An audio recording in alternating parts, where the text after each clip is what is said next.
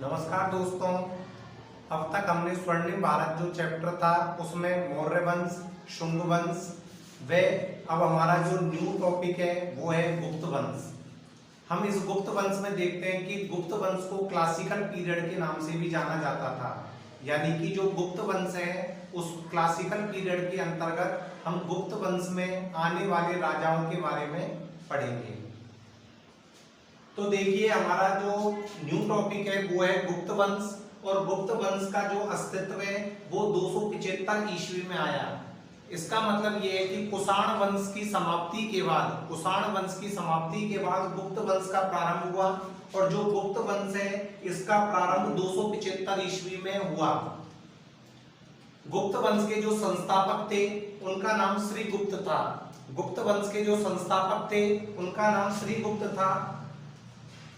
समुद्रगुप्त ने जो श्रीगुप्त का जो पौत्र है यानी कि प्रपौत्र था समुद्रगुप्त, उसने स्वयं को प्रयाग प्रशस्ति में जो प्रशस्ति लिखी गई थी हरिसेन के द्वारा प्रयाग प्रशस्ति, उस प्रयाग प्रशस्ति में स्वयं को श्रीगुप्त का प्रपौत्र कहा है। इसका अर्थ ये ज्ञात होता है कि जो समुद्रगुप्त था वह श्रीगुप्त का प्रपौत्र था। इसकी जानकारी हमें हरिसेन की जो रचना है प्रयाग प्रशस्ति उससे हमें यह प्राप्त होती है। उसी प्रकार से आता है घटोत्कच यानी कि श्रीगुप्त के बाद जो अगला गुप्त शासक बना वो घटोत्कच बना। घटोत्कच श्रीगुप्त के बाद गुप्त शासक हुआ जिसने महाराज की उपाधि धारण की। जो घटोत्कच था उसने महाराज की उपाधि धारण की, और घटोत्कच के बाद उसका बेटा चंद्रगुप्त प्रथम गुप्त वंश का शासक हुआ जिसने महाराजाधिराज की उपाधि धारण की, और महाराजाधिराज की उपाधि के साथ ही उसने कुमार देवी से विवाह किया।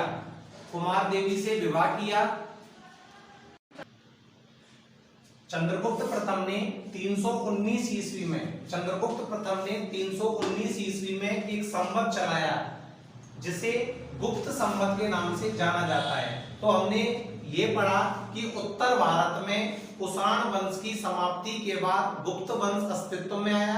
अस्तित्व में आने के बाद श्रीगुप्त इसका संस्थापक था। श्रीगुप्त के बाद घटोत्कच गुप्त वंश का शासक बना जिसने महाराज की उपाधि धारण की। महाराज की उपाधि धारण करने के बाद उसका पुत्र चंद्रगुप्त प्रथम गद्दी पर बैठा, और चंद्रगुप्त प्रथम ने महाराजाधिराज की उपाधि धारण की, और चंद्रगुप्त प्रथम ने अपने पुत्र समुद्रगुप्त को उत्तराधिकारी घोषित किया जो ललित कलाओं में निपुण था। और ललित कलाओं में निपुण होने के साथ ही जो उसका दरबारी कवि था हरिसेन, उसने उसकी सैनिक सफलताओं का विवरण प्रयाग प्रशस्ति में किया है। तो देखिए आप कि चंद्रगुप्त प्रथम जो कि समुद्रगुप्त का पिता था और घटोत्कच का पुत्र था, तो चंद्रगुप्त प्रथम ने 319 ईस्वी में एक संवत चलाया जो गुप्त संवत के नाम से प्रसिद्ध हुआ।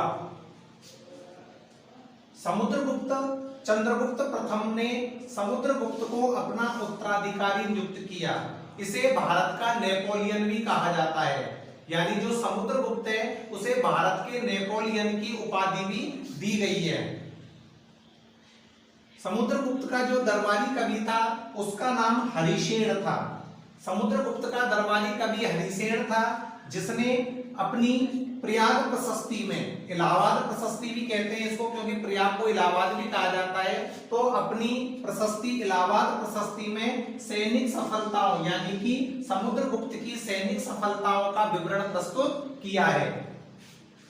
और इलाहाबाद प्रशस्ति एक बात और कहती है कि समुद्रगुप्त युद्ध में कभी नहीं हारा, यानी कि समुद्रगुप्त हमेशा प्रत्येक युद्ध में विजयी रहा, और उसे कविराज भी कहा जाता है क्योंकि यह ललित कलाओं में और संगीत कला में निपुण था। और संगीत कलाओं में निपुण और ललित कलाओं में निपुण होने के कारण इसे कविराज भी कहा जाता है।